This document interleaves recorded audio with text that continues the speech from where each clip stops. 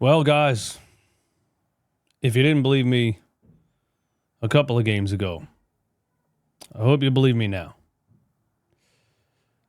The 76ers are tanking, and I need to come to grips with that. I need to accept that.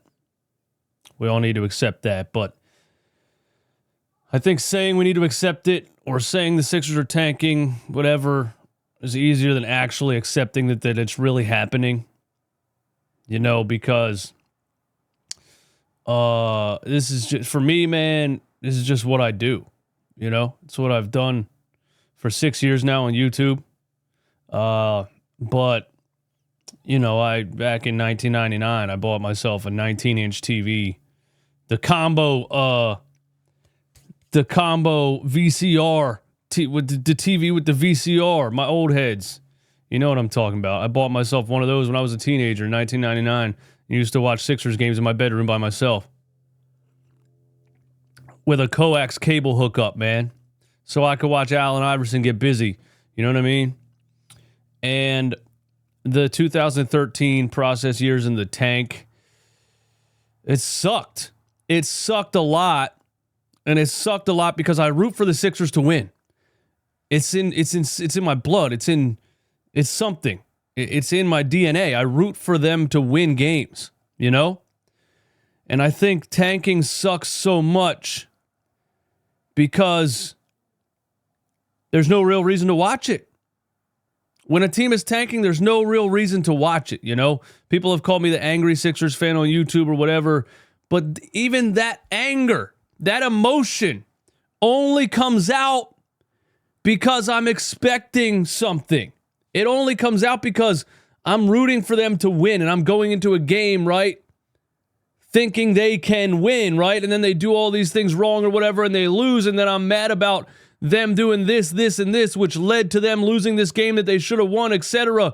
And that's where the anger came from, or the frustration. That emotion only comes out because I believe they're trying to win.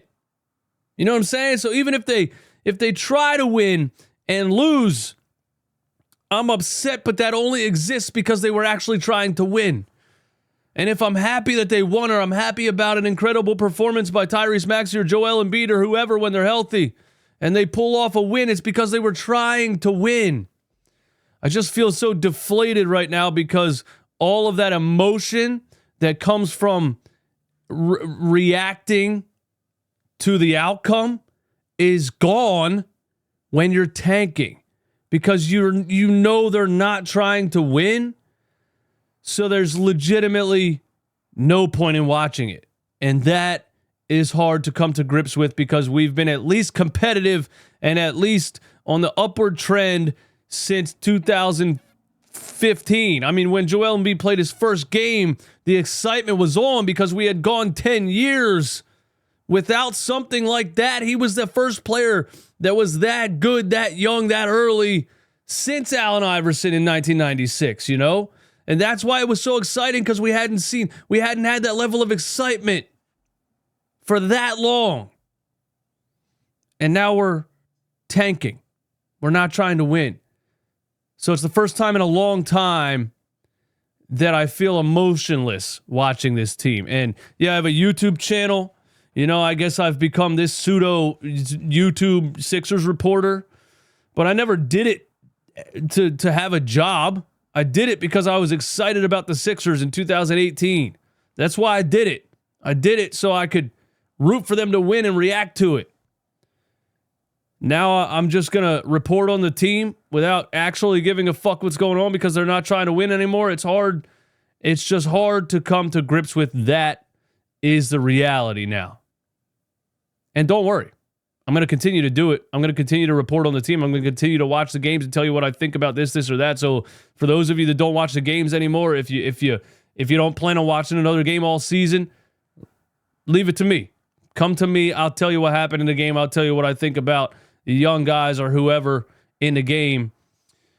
But it just sucks that all of the emotion has been stripped out of it because it's over. They're not trying to win, and there's legitimately no actual reason to watch these games anymore. I was watching the game last night, and I was tweeting into the void. I was tweeting into the void, bro. There was nobody. Everybody left. When I live tweet Sixers games, play by play, when I tweet a reaction to something that happened in the game, usually 20, 30 retweets, 50, 100 likes. Last night, bro, 2, 3, maybe 4 sickos who were watching that game on a Sunday during the NFL playoffs and on Twitter seeing me tweet. It's hard to come to grips with the amount of energy that has been sucked out of the building. The Sixers are tanking. They're tanking, man. It's fun to watch the young guys play, I guess, for 3 quarters, It was fun to watch Adem Bona last night. I thought Adem Bona had potential from the beginning of the season. I thought we drafted him for a specific reason. I thought with Joel Embiid not starting the season, I thought Andre Drummond was going to be the starting center and Adem Bona was going to be the backup right off the rip, day one. And he didn't play for 30 games because Nick Nurse is an asshole. But at least he's getting to play now. You're getting to see that athleticism and that explosion that the guy has, the dunking ability on the offensive end, the roll into the rim ability. I think he's getting better at setting screens without fouling, and the defensive side, his ability to block shots and be a paint presence. So it's fun to watch Adem Bona. It's going to be fun to continue to watch Justin Edwards. It's going to be fun to continue to watch, those guys play the rest of the season. It's just hard to come to grips with that's what we're doing now. We're not rooting for the Sixers to win anymore. I was rooting for them to win last night. That's the crazy part. And they were in it for 3 quarters just like they were against the Knicks. 4th quarter came around, and they're not really trying to win. They're not trying to win, man. You don't see that level of fire from certain players on the floor. They're not trying to win, and I will throw this out from last night. The Milwaukee Bucks are one of the worst teams to watch in the entire NBA. They're absolutely just one of the major problems with the NBA. Damian Lillard is just a disgusting basketball player. To go around screens, stop on a dime, and fall over to get 3 free throws, it's pathetic. It's terrible to watch. The referees continue to give him the calls. I just don't understand it. On the other side, Giannis Antetokounmpo gets to hook you with the elbow. He gets to elbow you in the chest, takes 3 steps, puts his shoulder into your face, and it's a defensive foul every time.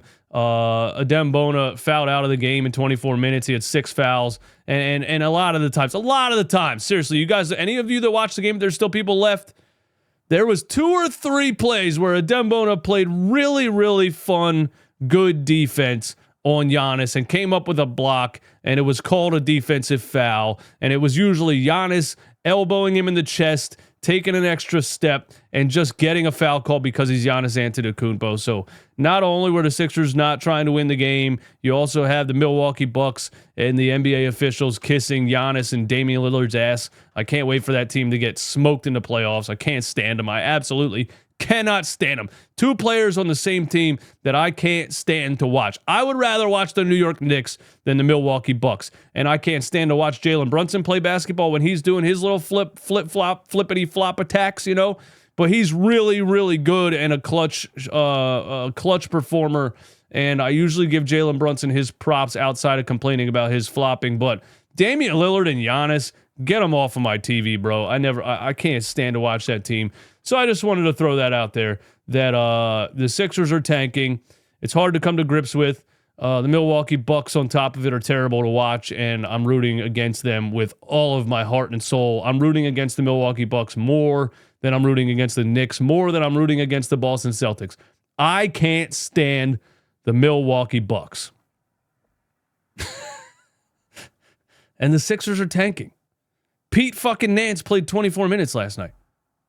We're ruling out Yabusele. I don't know what his injury is. Paul George, I still can't believe we're paying a guy $200 million to make podcasts, bro. It's just, I cannot believe where this team ended up from what we thought they were going to be this season. It's been an absolute disaster, a 100% disaster. Jared McCain tears his meniscus. Tyrese Maxey forgets how to shoot. You could not, in the offseason, write a story more perfectly disastrous than this.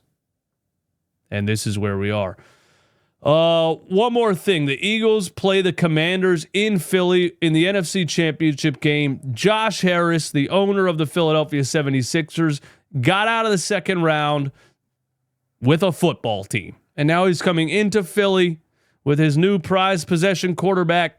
And we need to chant, sell the team to Josh Harris. I know Eagles fans don't care about the Sixers, but I need at least one person in that stadium to hold up a sign that says, Josh, please sell the Sixers. I need at least one person to be in that stadium holding that sign.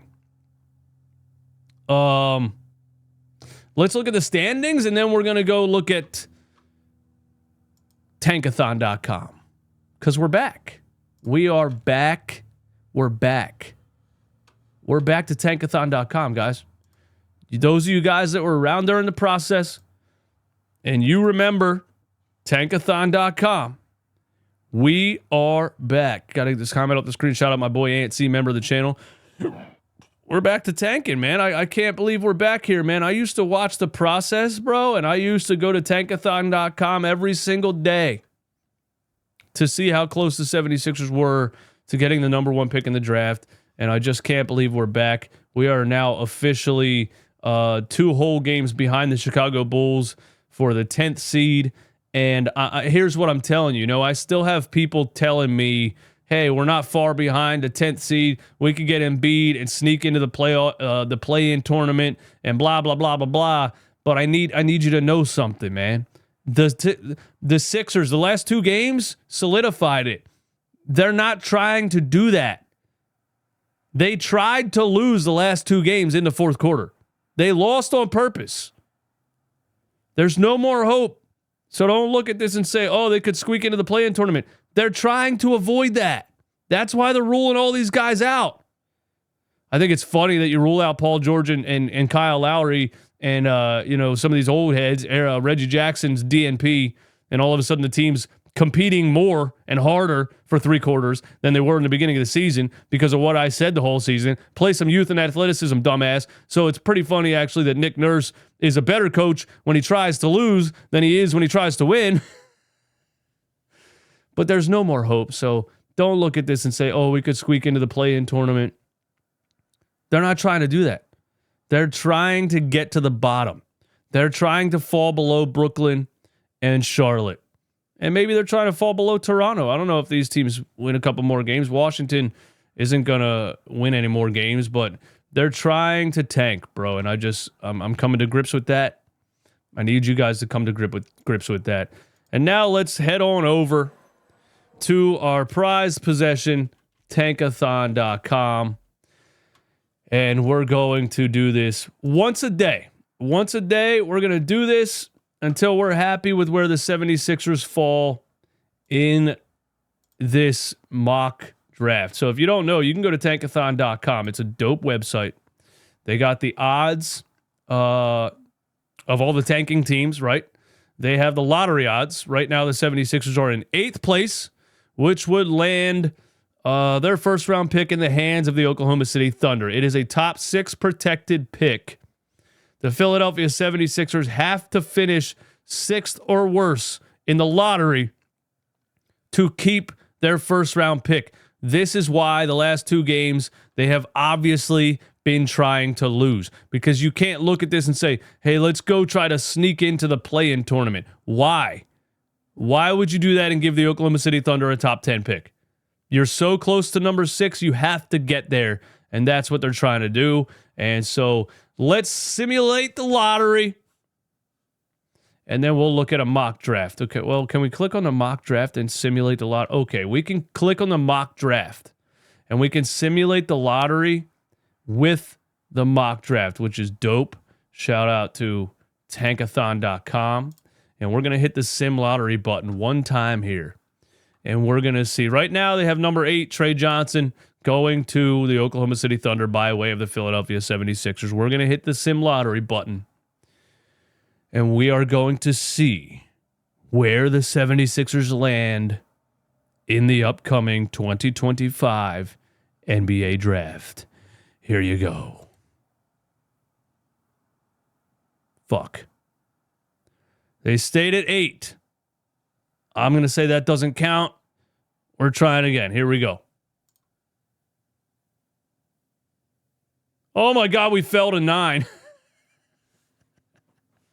So Tankathon.com even knows that the 76ers are so bad at everything, they are not even going to be good at tanking, or they're going to be bad at being in a lottery because they're just bad at things. Third time's a charm. Let's hit the button.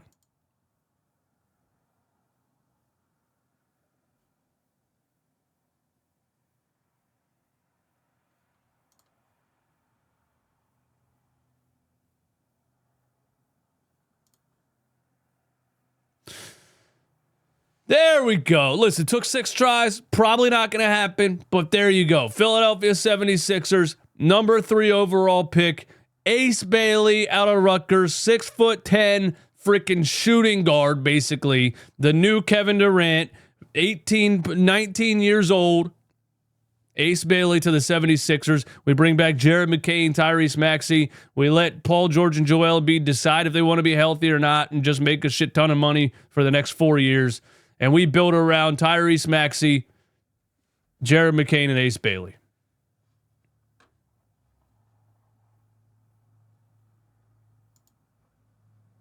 Sixers are tanking, guys, and it sucks. But I'm gonna. I feel like I'm trying to get over a dead relative, you know. That might have been a little too far. I'll see you guys soon, man.